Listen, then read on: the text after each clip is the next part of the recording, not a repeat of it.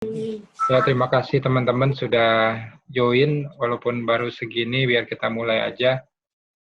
Sepanjang hari ini saya dapat sesuatu ya. Jadi kalau kita pikir ini udah 2 bulan ya, 2 bulan kita udah dalam kondisi seperti ini, dan kondisi seperti ini tuh sudah mungkin sudah jadi biasa ya, lama-lama gitu kan ya.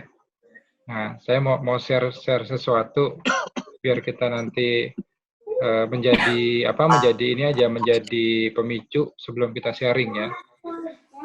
Udah keluar belum? Udah. Keluar ya.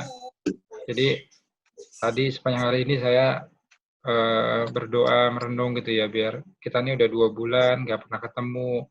Gimana kondisi teman-teman yang lain di rumah gitu ya. Bukan hanya WC, kadang-kadang mikir juga gereja nggak ada. Sementara gereja kita ini kekuatannya kan di fellowship ya Gus ya. Kemang itu gereja itu kekuatannya di fellowship. Dan fellowship itu fellowship yang 2 arah gitu loh. Fellowship 2 arah. Nah sekarang kalau fellowshipnya cuma 1 arah terus kan khawatirnya kan ada sesuatu yang hilang gitu kan. Makanya saya dikesan juga adain video call seperti ini walaupun cuma 4-5 keluarga, tapi jalan terus karena emang orang tuh nggak gampang merubah kebiasaan ya untuk mereka bisa terus memakai online meeting seperti ini gitu. Nah ini sedikit buat pemicu adalah sinergi di tengah krisis. Saya berpikir apa sih yang bisa dilakukan di keluarga di YCF ya. Hari-hari ini kan pandemi kan sedang terjadi nih. Nah di tengah pandemik ini kita pasti banyak merasakan kehilangan kan. Nah, kehilangannya apa? Kehilangannya itu kehilangan kesempatan untuk bertemu kita menjadi hilang, kesempatan kita untuk berfellowship hilang. Jadi kita kebanyakan di rumah, bahkan ada yang kehilangan pekerjaan. Mungkin belum sampai kehilangan pekerjaan, tapi penghasilannya dari rekan-rekan kita udah banyak yang dikurangi, terus kemudian udah mulai banyak yang ada juga yang dirumahkan gitu ya. Di kantor saya juga ribuan orang di PHK, tidak diperpanjang kontraknya. Jadi banyak yang kehilangan, terus kehilangan pelanggan, banyak yang rumah makan sepi, banyak yang kehilangan customer, terus mulai ada yang kehilangan penghasilan karena tidak bisa bekerja, termasuk teman-teman yang kita bantu di YCF ya kan. Bahkan lebih menyedihkan lagi, ada orang-orang yang kita kasihi Tuhan panggil. Ada jemaat Tuhan yang Tuhan panggil, ada rekan kita, mungkin teman kantor yang lain yang dipanggil karena kondisi seperti ini gitu loh.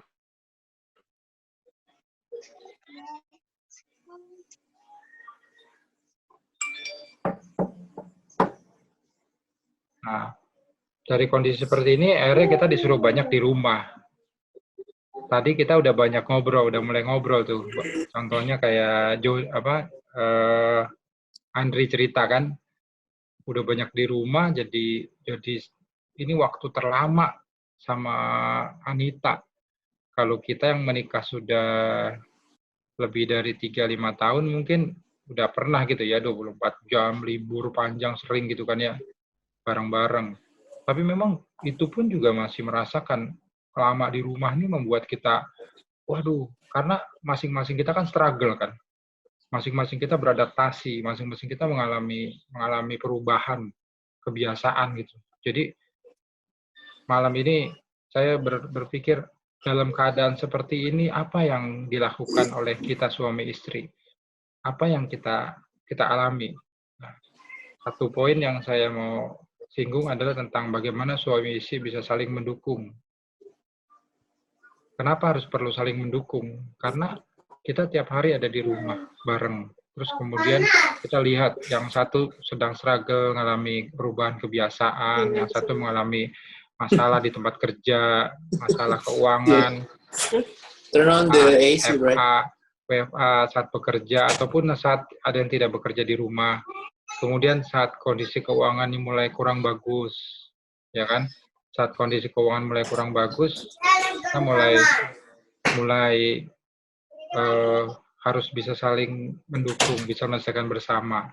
Kemudian saat tidak bisa beraktivitas seperti biasa. Ini saya alami gitu ya. Biasanya misalkan contohnya Yeni istri saya. Ini hari ini dia lagi kurang fit, terus lagi nemenin Iris kayaknya tidur. Biasanya Yeni nggak pernah di rumah kan. Wah, aktivitasnya banyak di luar kantor. Kerja di rumah, ini kerja di mana. Sekarang kerja nggak pernah bisa keluar kan. Kalau Starbucks aja udah boro-boro. Paling beli kopi doang gitu kan. Nah, kondisi seperti itu kan awal-awal membuat dia stres juga gitu. Tidak bisa beraktivitas di luar. Nah, tapi kita sama-sama coba mikir seperti gimana caranya. Puji Tuhan bulan Agustus lalu saya beliin dia mesin jahit. Jadi bulan Agustus dia ulang tahun, saya kasih hadiah mesin jahit. Dari Agustus sampai dengan bulan Januari, itu mesin jahit nggak pernah dicolek-colek. Sampai kebanjiran. Mesin jahitnya sempat kerendam, kagak pernah dicolek-colek. Tapi dalam kondisi seperti ini, puji Tuhan, akhirnya mesin jahitnya teringat, diangkat, diberesin, dan dipakai. Dari mulai cuman belajar, sampai sekarang udah bisa bikin masker banyak.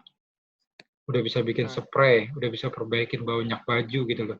Jadi awalnya stres juga gitu, stres juga. Biasanya keluar rumah, tiba-tiba di rumah aja. Kalau saya kan masih kerja. Saya seminggu 2 kali, 3 hari paling di rumah. Tapi selebihnya 3 hari, 2 hari saya masih ke kantor, masih keluar rumah. Masih ada sedikit bisa ngeliat jalan-jalanan, tapi ya ini di rumah terus. Wah, itu mulai stres. Ada dia mulai jahit, kemudian dia mulai masak banyak, mulai sering masak, melakukan segala sesuatu. Nah, sekarang udah mulai dalam taraf yang lebih enjoy gitu. Kemudian apalagi? Nah, menyelesaikan masalah. Pasti dalam kondisi seperti ini kita semua punya masalah ya kan? Masalah keuangan, apalagi saya, kalau saya cerita sekarang ya, masalah saya itu saya punya janji akad kredit dengan bank belum jalan-jalan gara-gara kondisi PSBB. Akibat tidak bisa akad kredit dengan bank, uang saya untuk renovasi rumah belum bisa cair. Sehingga pembangunannya belum bisa saya kebut, walaupun tukangnya ready gitu ya. Akibat itu juga, sekarang mobil kantor saya belum bisa keluar gara-gara PSBB. Karena Toyota nggak bisa kirim mobil. Akhirnya saya puji Tuhan dalam keadaan tidak punya mobil, ada cici yang pinjemin mobil. Akhirnya tetap bisa pergi ke kantor dengan kendaraan, karena masih hujan, kan sering hujan sekarang. Jadi masalah setiap kita pasti ada. Apalagi sekarang cicilan. Beberapa keluarga kan mengalami masalah dengan cicilan. Nah, masalah ini harus diselesaikan sama-sama. Harus bersinergi, harus sama-sama mikirin. Ini masalah keluarga, masalah yang harus diselesaikan bersama. Udah nggak bisa saling lu, gua nggak bisa. Tapi harus lebih bersama-sama lagi menyelesaikannya. Sehingga kita bisa menemukan solusi yang terbaik.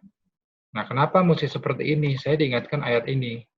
Sebab itu laki-laki akan meninggalkan ayah dan ibunya dan bersatu dengan istrinya, sehingga keduanya menjadi satu daging. Demikianlah mereka bukan lagi dua, melainkan satu. Maksudnya gini, kalau kita sudah satu daging, yang satu sedang mengalami persoalan sama masalah, yang lain pasti merasakan. Kalau tangan kita sakit, tubuh kita yang lain pun merasakan.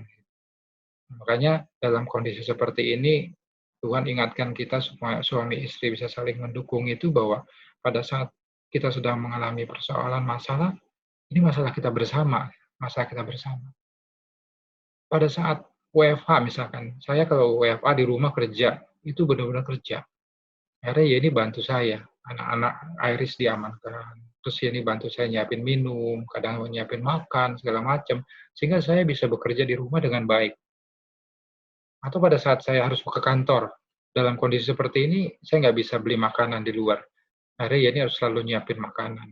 Terus menyiapkan masker, menyiapkan alat-alat yang lain, sanitizer, segala macam. Jadi, benar-benar dalam kondisi ini tuh, kita memang seperti yang Andri tadi bilang, waktu kita berdua tuh jadi banyak banget, Andri ya.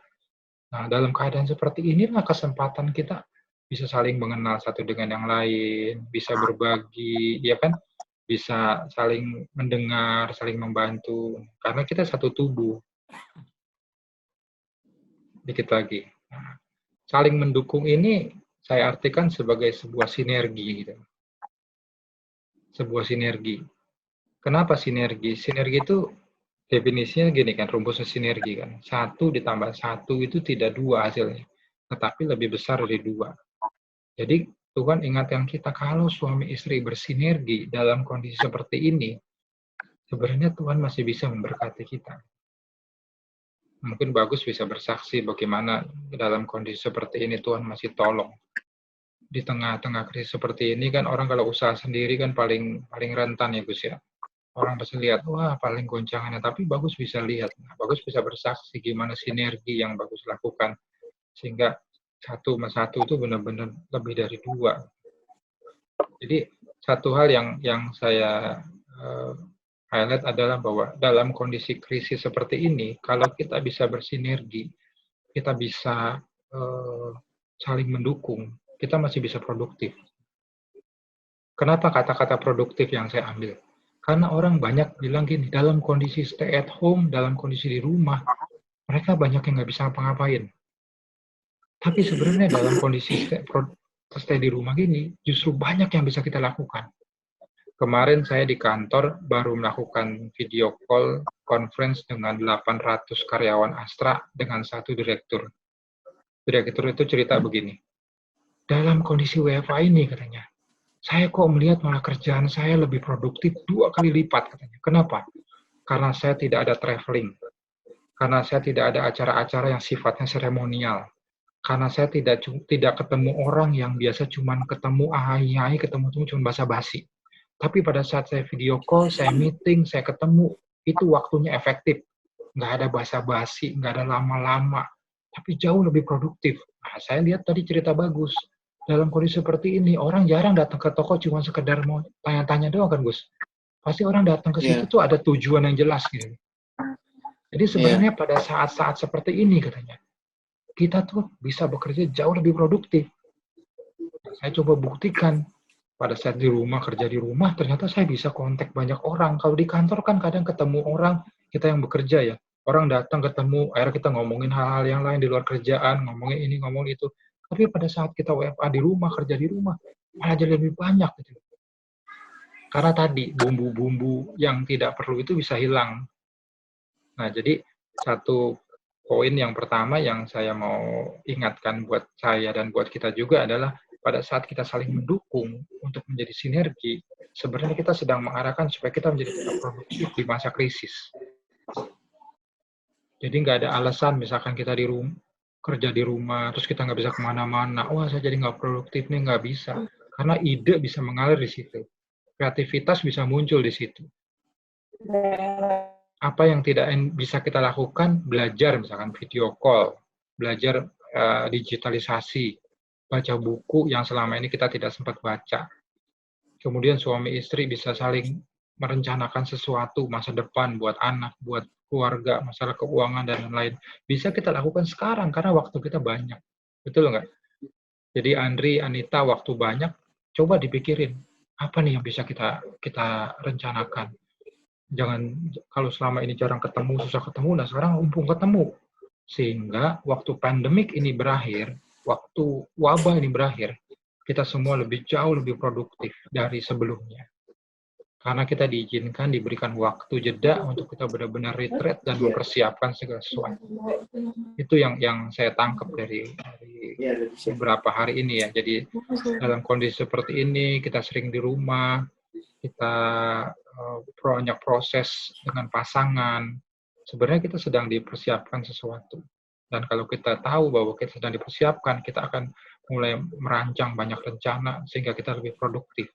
Jadi nanti pada saat wabah ini berakhir, puji Tuhan banyak orang yang memperkirakan wabah ini bulan Juli udah mulai hilang. Saya baca juga pengamat ekonomi ya, saya baca itu di Cina tuh sekarang sudah mulai reda, dan efek dari perbaikan ekonomi di Cina, Indonesia pun jadi ketarik. Nah, harapannya kalau bulan Juli ini wabahnya sudah berakhir, kuartal 3 ini ekonomi Indonesia pun akan terus bertumbuh. Dan tahun 2001 itu udah jauh lebih baik. Makanya pada saat kesempatan seperti ini, mari sama-sama kita tingkatkan kompetensi kita. Kita tingkatkan kreativitas kita, ide-ide kita. Sehingga nanti pada saat wabah ini berakhir, kita udah jauh lebih produktif, jauh lebih maksimal. Jadi poin yang pertama adalah supaya kita lebih produktif. Nah, ini poin yang kedua yang terakhir. Nah, pada saat firman kita baca dulu firmannya seperti ini. Dan kiranya Tuhan menjadikan kamu bertambah-tambah dan berkelimpahan di dalam kasih seorang terhadap yang lain dan terhadap semua orang, sama seperti kami juga mengasihi kamu. Poin kedua yang saya mau ingatkan adalah di saat wabah seperti ini, kalau kita masih diberikan kesehatan, kita masih dijauhkan dari corona, kita masih bisa beraktivitas, puji Tuhan kita masih ada penghasilan, kita menjadi orang-orang yang sangat bersyukur. Maka yaitu kasih dalam kehidupan kita jangan sampai berkekurangan.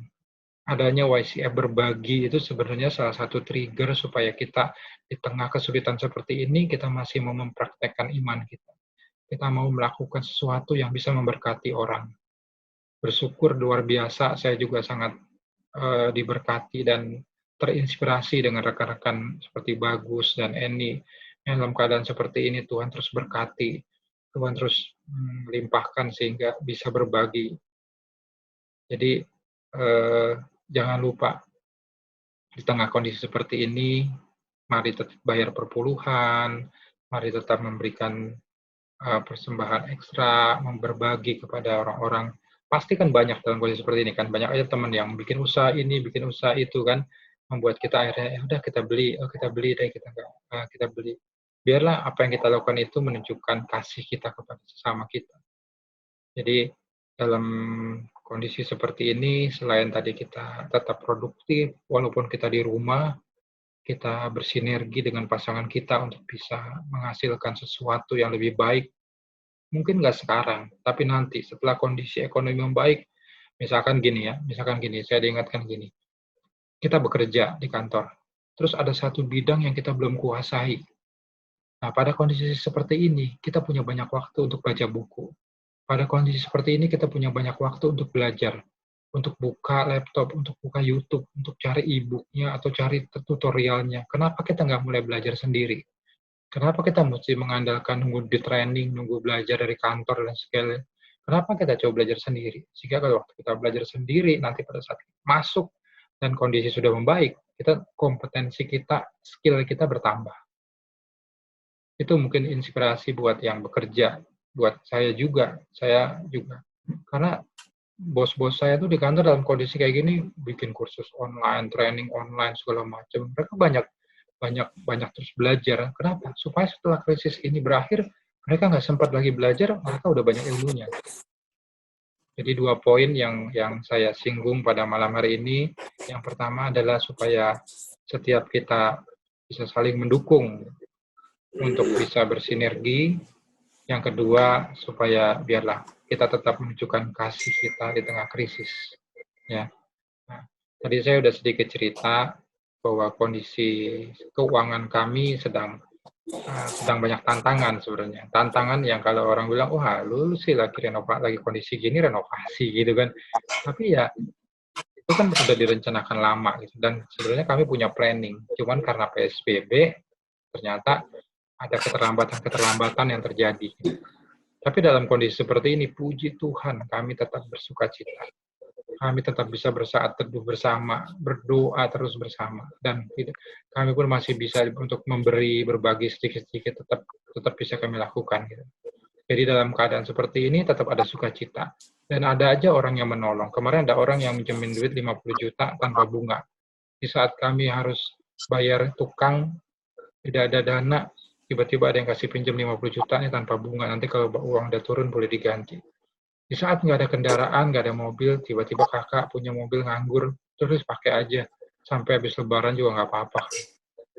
Jadi, buat kita semua dalam seperti ini, Tuhan tidak pernah diam. Tuhan tidak pernah tertidur. Tuhan pasti tolong. Begitupun dengan rekan-rekan kita yang lain. Nah, jadi, habis ini, silakan teman-teman satu-satu cerita, sharing, apa yang bisa dibagikan ke kita, yang menguatkan dan membangun kita satu sama lain. Oke, dari saya itu dulu. Terima kasih.